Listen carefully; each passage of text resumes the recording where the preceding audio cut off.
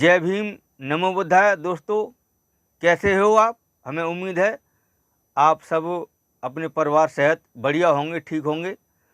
तो तथागत गौतम ज्ञान गंगा सागर चैनल में आपका स्वागत है। तो आज हम आपके लिए अंधविश्वास पर वीडियो बनाकर दे रहे हैं, क्योंकि हमारे सब्सक्राइबर यह कह रहे होंगे ये तो केवल अब हारमोनियम का ही वीडियो बना कर डाल रहे हैं, बौद्ध धर्म के बारे में कुछ भी नहीं डाल रहे हैं। तो हम आज जो वीडियो बना रहे हैं यह नौ दुर्गा के ऊपर बना रहे हैं कि नौ दुर्गा में जो भगत लोग हैं वो खूब ठगी करते हैं। और हमारे जो छोटे समाज के लोग हैं, गांव में देखा होगा आपने, यही देवी का जागरण वगैरह बजवाते हैं। नहीं किसी ठाकुर के यहाँ जागरण बजता है, नहीं किसी पंडित के यहाँ जागरण बजता है, नहीं किसी वैश्य के यहाँ। और जो शूद्रों में जो जातियाँ आती हैं, यह सब ढकोसलाबाजी इन्हीं के यहाँ पर होती है। फालतू पैसा खर्च करने के लिए इन्हीं के पास हो गया है अब। तो चलो हम शुरू करते हैं। नौ दुर्गा है ना, नौ दुर्गा या नौ बकरा या नौ मुर्गा। कहते हैं मंगल का दिन है, आज देवी का दिन है, आज तो दुकानें बंद हैं। अगर किसी ने खोली भी तो उसकी क़यामत आ जाएगी, है ना। खोल नहीं सकते ना, क्यों? देवी का दिन है। जब मंगल का दिन देवी का है और देवी के दिन और नौ दुर्गा देवी के हैं, तो पूरे नौ दुर्गा जो मीठ की दुकानें हैं वो बंद रहती हैं। क्यों बंद रहती हैं भाई? आपने गांव में देखा होगा, जो शहर में बजते हैं उनसे बोलते हैं जागरण। जो शहर में प्रोग्राम होता है देवी का, उससे बोलते हैं जागरण। क्यों? उसमें लाखों रुपए खर्च होते हैं। और हमारे देहात में बजता है जागिन, बोलते हैं जिसके लिए जागिन। तो उसमें क्या होता है? जागिन में अंतर क्या है मालूम है? दो तो नाचने वाले होते हैं, तीन भी हो सकते हैं। एक जोकर होता है, उसमें मजीरा बजाने वाला, जहाँ और बड़े बड़े होते हैं उनसे छैना बोलते हैं, जो छोटे छोटे होते हैं उनसे मजीरा बोलते हैं। तो ऐसे ऐसे करके बजाते हैं वो छैना होते हैं, और जो छोटे छोटे होते हैं ऐसे करके बजाते हैं उन्हें मजीरा बोलते हैं। तबला वाला होता है, एक बेला वाला होता है जो बेला के लिए बजाता है। कहते हैं देवी परसेंट होती है बेला की आवाज़ सुनकर, तबला की आवाज़ सुन करके। तो और एक इसमें भगत होता है,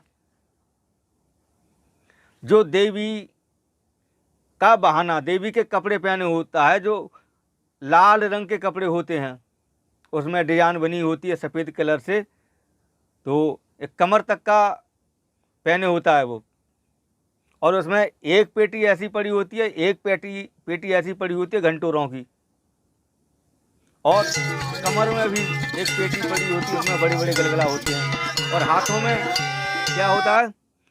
हाथों में कंगन जैसे होते हैं, उनमें एक धागा पड़ा होता है। तो ऐसे ऐसे ऐसे ऐसे करके वो डांस दिखाता है, वह भी भगत। और जो भगत जागरण के लिए बोलता है ना, जो परिवार वाले होते हैं ना,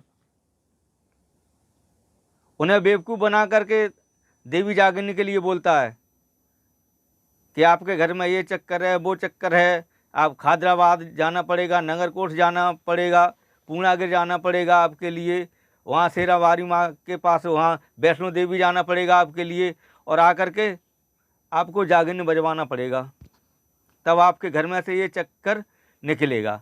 इस प्रकार से यह भगत लोग जो है हमारे लिए बेवकूफ़ बनाते हैं, और हम बेवकूफ़ बन जाते हैं, उनके कहने में आ जाते हैं। चाहे साले खेत पट्टे पर रख जाएं, बच्चे पढ़ पाएँ या मत पढ़ पाएँ, गंवार ही रह जाएं, लेकिन उन्हें इन देवी देवताओं को जरूर खुश करना है ना। कहाँ है देवी देवता? उस समय कहाँ थे? उस समय यह देवी देवता कहाँ थे? जब हमारे लड़के की बारात जाती थी और बहू आती थी, है ना, तो उसकी घरवाली के लिए जमींदार ले जाता था, और हम खुद करने के लिए जाते थे। बहू के लिए जमींदार के घर खुद लेकर जाते थे। शादी हमारी हो रही है और सुहागरात वो जमींदार मना रहा है। यही था ना तब। तब तुम्हारे देवता कहाँ ऐसी तैसी मरा रहे थे? कहाँ थे उस समय? अब सब कुछ ठीक बाबा साहब ने कर दिया, अब तुम्हारे लिए देवता दिखाने लगे। हमारी माँ बहनें पूरे कपड़े भी नहीं पहन पाती थीं, अर्धनग्न रहती थीं। चाहे जाड़े का मौसम है, चाहे गर्मी का मौसम है, कैसा ही मौसम है, छाती खोलकर रखना पड़ता था उनके लिए। अगर छाती दाब ली तो उस पर टैक्स लगता था। छाती का वजन तराजू से तोला जाता था कि छाती में कितना वजन है इस औरत की में, उस हिसाब से टैक्स देना पड़ता था। तो जो टैक्स देने लायक थे वह टैक्स देते थे। उनकी जो लेडीजें थी वह छाती बंद कर, लेकिन वो भी कपड़ा थोड़ा ही, थोड़ा ज़्यादा नहीं, पूरा तो कपड़ा पहन ही नहीं सकती थी। आज साड़ी पहने हैं हमारी माँ बहनें, है ना, आज हमारी माँ बहनें साड़ी पहने हुए हैं, बढ़िया से बढ़िया कपड़ा पहन रही हैं। 10-10 हज़ार की साड़ी, 20-20 हज़ार की साड़ी पहन रही हैं। किसकी देन है? ये बाबा साहब की देन है। ये इन देवताओं की देन नहीं है जिनके चक्कर में आप पड़े हुए हो। आपको शर्म आना चाहिए। और जब आपके ऊपर कोई आफत आती है, परेशानी आती है, तो आप कहाँ जाते हैं? थाने जाते हो ना। अरे सब देवताओं से करवाओ ना, क्यों ऐसी तैसी मराने आप थाने जा रहे हैं? फिर उस हरामजादे उल्लू के पट्टे भगत से की कहिए कि ऐसे ऐसे बात है, उसने हमारा खेत जोत लिया है, वह हमारे लिए मारता है, वह हमारी लड़की के लिए छेड़ता है। क्यों रोते हो थाने जा करके? क्यों नहीं इन भक्तों से इस काम के लिए आप करवाते? आपको शर्म आना चाहिए। आप देवताओं के चक्कर में पड़े हैं। अरे एप्लीकेशन लिख करके और रख दीजिए जाके मंदिर में, हो जाएगी कार्रवाई। आएंगी देवी मां त्रिशूल लेकर के, शेर पर चढ़ करके, और जो तुम्हारा विरोधी उसको मार देंगी। बजरंग बली आएंगे लेकर के गदा, टट्टी निकाल देंगे एक ही गदा में उसकी, विरोधी की। क्यों थाने जाते हो? क्यों अदालत जाते हो? मुकदमा क्यों डालते हो? 20-20 साल तारीखें क्यों करते हो आप? क्या तो चप्पल घिस जाती है जो मुकदमा लड़ता है, तो भाई केस चलेगा तो चप्पलें तो घिसेंगी। लेकिन आप सुधर नहीं रहे। यह कपड़े हम नहीं पहन सकते थे, मैं बता रहा हूं अपनी बात आपके लिए। हमारे चाचा दिल्ली रहते थे, हम तीसरे में पढ़ते थे उस समय। तो उस समय पोलिएस्टर का कपड़ा चालू हुआ था, तो हमारे चाचा दिल्ली से जूता, पैंट और शर्ट लेकर गए थे। तो हमारे चाचा ने कपड़े पहना करके कहा कि जाओ बाजार से सामान ले आओ। तो हम सामान लेने गए, तो हमारे गांव में एक ठाकुर थे जिनका जलवा था उस समय। कहते हैं ना कि दूब जलती थी उनकी मारे। ये कहावत के उसकी टट्टी रिंगती है, ऐसा हिसाब था। उन्होंने हमें बुला लिया, रे धरा, अरे किनको है? हमने कहा क्यों क्यों करो, तेरे बाप को का नाम है? हमने कही शबराम। तो भैया पहले ऐसे नाम रखे जाते थे, किसी के नाम के आगे राम, किसी के नाम के आगे श्याम, ऐसे पंडित रखते थे नाम। कोई राम सेवक हो गया, कोई किसी का सेवक हो गया, कोई किसी का सेवक हो गया। तो बोले अरे छब्बा को है, सुनिए, अरे छब्बा को है, छब्बा को। अच्छा वो शिव सिंह दिल्ली रहते भाई लाओ हो गो इन कपड़न को। हाँ अब तो चमट्टन के बालक पैंट शर्ट पहन ले करे। तो उस समय जो है गांव में पजामा चलता था, पैंट के लिए केवल पुलिस वाले पहन करके गांव में आते थे, और जो पैसे वाले थे वह पहनते थे। उस समय का किस्सा है ये। बताइए कितनी, उससे पहले कितनी घृणा होगी। और आप हैं, आप सुधर नहीं रहे हैं। अगर बाबा साहब के प्रोग्राम के लिए कोई आपके पास चंदा को जाता है तो आपके पास चंदा के लिए पैसे नहीं है। कहते हैं प्रतिमा पर पेंट होना है, उसके लिए पैसे इकट्ठे कर रहे हैं तो आपके पास पैसे नहीं है। बाबा साहब की प्रतिमा बनी हुई है, तथागत भगवान बुद्ध की प्रतिमा बनी हुई है, तो उस पर छतरी लगनी है, उसके लिए पैसे इकट्ठे होने हैं। सीमेंट रोड़ी बदरपुर के लिए, उसके लिए आपके पास पैसे नहीं है। लेकिन जहारवीर के जात करने के लिए आपके पास पैसे हैं। गोगा मेरी जरूर जाएंगे। वहां क्या होता है मालूम है? एक हमने कविता लिखी थी, उसकी कड़ी बता रहे हैं। घी मेवा सामग्री जहारवीर खाता है, घी मेवा सामग्री जहारवीर खाता है, 2 पले मिट्टी के भज्जू भोग लगाता है। हमें तो लूट लिया भक्ति भगत वालों ने, पंडेश्वरों वालों ने, हमें तो लूट लिया मिल के ठगन वालों ने। जो जहारवीर है वो घी मेवा सामग्री खाता है, चंदन रगड़ा जाता है, उसकी कबर पर चंदन रगड़ा जाता है।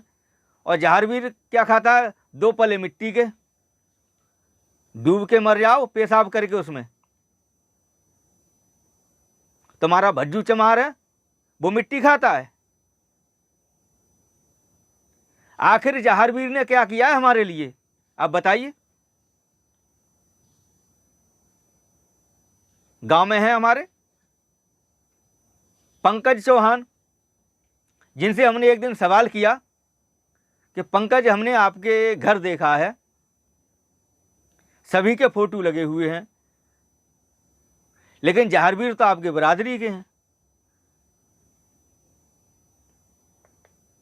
तो जहारवीर का फोटो आपके घर नहीं है। तो बोले जहारवीर ने आखिर क्या किया है हमारे समाज के लिए, कोई हमें बता कर दे। हमारे ठाकुर बरादरी में जहारवीर को कोई नहीं पूछता, और एससी में और बीसी में मजनू बने फिर रहे हैं।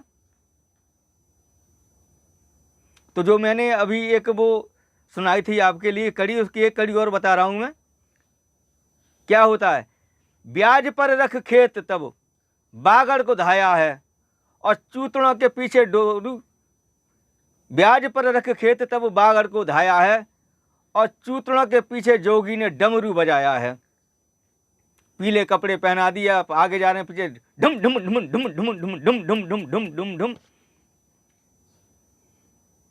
ब्याज पर रख खेत तब बागड़ को धाया है, चूतड़ों के पीछे जोगी ने डमरू बजाया है। तो क्या है ये? जहारवीर कहने को आते हैं हमारे यहां पर आओ, हम खुद बेवकूफ हैं, ये जोगी हैं हमारे ये ले जाते हैं। बस वाले से भी पैसे की कमीशन लेते हैं, वहाँ पर रहने ठहरने की व्यवस्था, वहाँ पर भी पैसे लेते हैं और आकर के जोत बजाते हैं, उल्टी सीधी कहानी सुनाते हैं कि माता वाचल दिया जला रही थी तो वहाँ दिया के ऊपर एक कांतर जल गई तो कांतर ने श्राप दे दिया।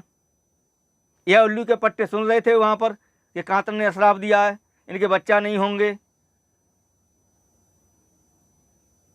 तो देखिए, हमारे लिए सोचना, और मैं जो है गलत किसी के बारे में नहीं कह रहा हूँ, ये सच्चाई है, ये गलत नहीं है कि जब कांतर जल गई तो जब कांतर ने श्राप दिया तो वहाँ कौन सुन रहा था कांतर की बात के लिए। तो ये उल्टी सीधी जो कवि है ना, जो कहानी है उसमें और रोचकता बढ़ाने के लिए उल्टी सीधी बातें उसमें इन्होंने घुसेड़ दी हैं, और इसीलिए जो है हिंदू धर्म बदनाम है इन कवियों की वजह से। कुछ कहानियाँ और कुछ रोचकता बढ़ाने के लिए इसमें उल्टी सीधी कहानी इन्होंने घुसेड़ दी। लेकिन आज विज्ञान का युग है, हमें सोचना चाहिए कि ऐसा नहीं हुआ होगा और नहीं ऐसा हो सकता है। तो हमें सोचना चाहिए। बाबा साहब के लिए हम भूल रहे हैं बिल्कुल। भोले बाबा के यहाँ के लिए आपके पास पैसे हैं। साकार विश्व हरि,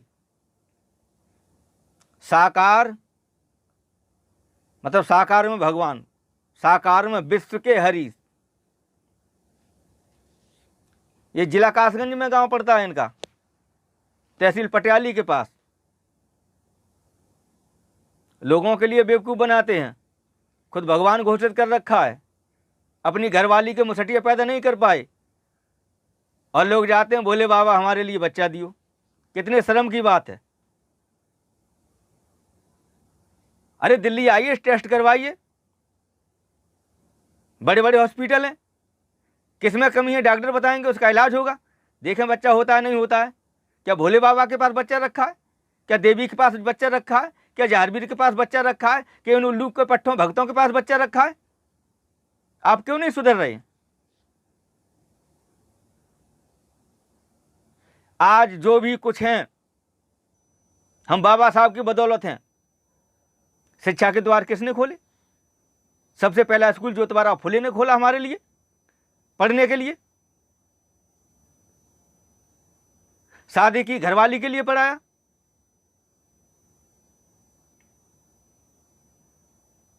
और फातिमा शेख ने पाठशाला खोलने के लिए जगह दी, किसी ने जगह भी नहीं दी। तो हम उनके लिए भूल रहे हैं। शर्म आनी चाहिए हमारे लिए कि जिन्होंने हमारे लिए सब कुछ किया उनके नाम से आपके पास पैसे नहीं हैं। आप कह देते हमारे पास नहीं है। जाओ, कुछ तो बेवकूफ़ भाई ऐसे हैं मेरे जो कहते हैं जाओ हम ना देंगे, कर्म ऐसो कर लो जाओ। तो देखिए, आज हम जो कुछ भी हैं इन बाबा साहब की देन है, ज्योतिबा फुले की देन है, और बहुत महापुरुष हमारे हुए हैं। अगर संविधान में बाबा साहब तुम्हारे लिए अधिकार नहीं दे जाते तो आज हम डीएम, कलेक्टर और एसपी नहीं होते। लेकिन जब अधिकारी बन जाते हैं तो माथा टेकने कहाँ जाते हो? कहाँ जाते हो? देवी के यहाँ। बाबा साहब को धन्यवाद नहीं करते जो कलम तुम्हारे हाथ में दे गए, शिक्षा का अधिकार तुम्हारे लिए दे गए। बांस की टोंटी से पानी पीने को मिलता था तुम्हारे लिए, और बांस काफी बड़ा होता था, उसमें नीचे बैठ जाते थे पानी पीने के लिए, ऊपर से पानी डाला जाता था। अब साथ में बैठ के दावत खाते हो ना, खाते हो साथ में बैठ करके दावत। अब होटल पर खाना खाते हो, क्या पहले खा सकते थे? कोई बाल भी नहीं काटता था तुम्हारे, अब तुम्हारे बाल भी कट रहे हैं। और जब दुकान पर राशन लेने जाते थे तो पैसे के लिए रख देते थे। तो दुकान से एक आदमी आता था तुम्हारे पैसे उठाकर ले जाता था और सौदा तौल करके रख देता था और ले आओ। यह शूद्रों का हल था। और बाकी के जो हाई कास्ट के लोग थे वह दुकान पर खड़े होकर सौदा लेते थे। क्या अब दूर बैठते हो तुम सौदा लेने के लिए? क्या दूर बैठते हो? अब ऐसे इंतजार करना पड़ता है तुम्हारे लिए? किसने दिया, किसने किया? हमारे बाबा साहब ने। कुछ नहीं देखा, अपने बच्चे नहीं देखे, अपने परिवार नहीं देखा। उन्होंने हमारे लिए देखा, हमारे बच्चों के लिए देखा। अपने बच्चे उन्होंने कुर्बान कर दिए हमारे लिए। कितनी शर्म की बात है। आज हम उन भूल रहे हैं उनके लिए। चंद पैसे चंदा में नहीं दे सकते हम उनके नाम पर, देवी देवताओं के नाम पर खूब लुटा रहे हैं। तो देखिए, हमें सोचना चाहिए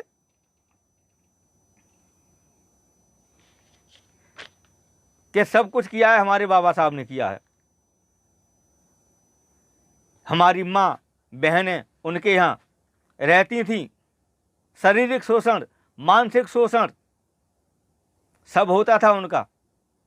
हाँ, एक बात और ध्यान आई मेरे लिए। अब तो गेहूं थ्रेशर से निकाले जाते हैं। पहले दाएं चलती थी बैलों से। बैल गोल गोल उसमें घूमते थे, तो जब गेहूं निकलते थे तो बैल जो गेहूं खा लेते थे तो गोबर करते थे। तो ये जो बड़ी कास्ट के लोग हैं कहते थे, अरे ये धुल्ली है, जे धो के जे निकाल लिए, निकाल के और धो के सुखे के जाको आटो पिसवा के और अपने बालकों को खवा दिए। क्या अब आप गोबर के निकले हुए गेहूं जो एक रात पेट में रहे हों बैल के, क्या उनका आटा अब आप खा लोगे? बोलिए ना। क्या आप खा लोगे? एक कहानी इसमें और जोड़ता हूं। हमारे यहाँ एक पकड़ हुई थी। तो सुबह हम जा रहे थे तो ताल पर मुलाकात हुई। एक चाचा लगते हमारे, रसूल अहमद थे। तो बोले, ओमकार बैठ ले, आजा बात करें। तो एक पंडित जी आ गए। तो बोले, पंडित जी, अरे भाई रसूल अहमद, तुम्हारे गांव में हमने सुनी पकड़ हो गई है। बोले कि हाँ, पकड़ तो हो गई है। तो वो बोले, क्या बताएं पंडित जी, इतना सुंदर लौंडा हा, पठानों जैसा, गोरा चट्ठा हा। तो पंडित जी क्या बोले मालूम है? अरे खान साहब, इन लोगन की औरतें हमारे घर रही हैं पहले। सो जब घर रही हैं तो नीयत खराब तो होती है ठीक ठाक देख के। सुता से जे औलादें गोरी गोरी हैं, जे हो गई हैं, जे हम ही लोगन की हैं। भाई हमने सुनी इस बात के लिए तो हमारे जो है नीचे से ऊपर तक आग लग गई शरीर में। हमने कहा होगी देखी जाएगी। ना यहाँ पर तेरा गांव है, ना यहाँ पर मेरा गांव है। हमने कहा क्या कही पंडित जी? कहा, हमने पंडित जी ये बताओ तुम फिर कारे क्यों हो? मेरे हमारी माँ बहनें रहती थी तुम्हारे यहाँ, तो हमारे भाई भी तुम्हारे यहाँ पर रहते थे। वो भी तो कुटी करते थे, भैंसें दूते थे। तो जब तुम्हारी नज़र हमारी माँ बहनों पर रहती थी तो उनकी भी नज़र रहती थी, इसीलिए तुम काले हो। पंडित जी बोले, का कही? हमने कही सही कही। तुमने इस बात को कहा कैसे? अब वो जमाना नहीं है जो तुम समझते हो। मैंने कहा मेरे गांव में बाजार लगता है, रोज आते हो बाजार करने के लिए। अगर जरा उड़ने की कोशिश की तो पर तुम्हारे कतर दिए जाएंगे, ध्यान रखना। तो सोचिए। लेकिन सब लोग ऐसे नहीं हैं। अब सब लोग ऐसे अब नहीं हैं, जो थे वो थे। अब काफ़ी सुधार आया है हमारे समाज में, और जो बड़ी कास्ट के लोग हैं इनमें भी परिवर्तन आया है काफ़ी। कहीं कहीं पर अभी नीच किस्म के लोग हैं जो इस चीज़ के लिए मान रहे हैं, और जहाँ लोग शिक्षित और समझदार हैं इस छुआछूत के लिए वो नहीं मान रहे हैं। लेकिन इसको ख़त्म होने में टाइम लगेगा।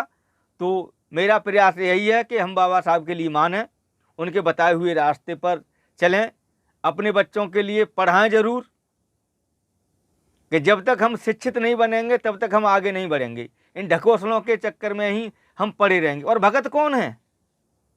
भगत कोई पंडित नहीं है। भगत जाट बरादरी में से मिलेंगे, भगत आपके लिए मेहतर मिलेंगे, भगत आपको साक्य मिलेंगे। यह ठगियाई का काम जो है पंडित नहीं करते हैं। ये ठगियाई तो यही लोग कर रहे हैं ना हमारे। और बेटे हमारे पल्ले पड़ जाते हैं तो फिर पीछा छुड़ाने की बोलते हैं, क्योंकि कुछ है ही नहीं। पहले तो कहते हैं हम पर ये है वो है, और जब उनसे कहते हैं कुछ दिखाओ तो खिर कर जाते हैं। तो हम तो चैलेंज अब भी दे रहे हैं, अगर कोई भगत साबित करके दिखाए कि भूत होता है तो 1 लाख रुपए हमारी तरफ से इनाम है, नगद पुरस्कार ले जाए। कम से कम 50 भगत तो हमने देख लिए जो कुछ न दिखा पाए, सेटा खूटा लेकर के भाग गए। तो अगर कोई है भगत तो आए हमारे सामने आए और 1 लाख रुपया इनाम ले जाए। तो इन्हीं शब्दों के साथ मैं अपनी वाणी को विराम देता हूँ। और अगर कुछ लोगों को यह वीडियो गलत लगे तो भाई माफ़ करना, कि जो कुछ कहा है मैंने सत्य कहा है, इसमें असत्य कुछ भी नहीं है। तो सभी के लिए जय भीम, नमो बुद्धाय, धन्यवाद।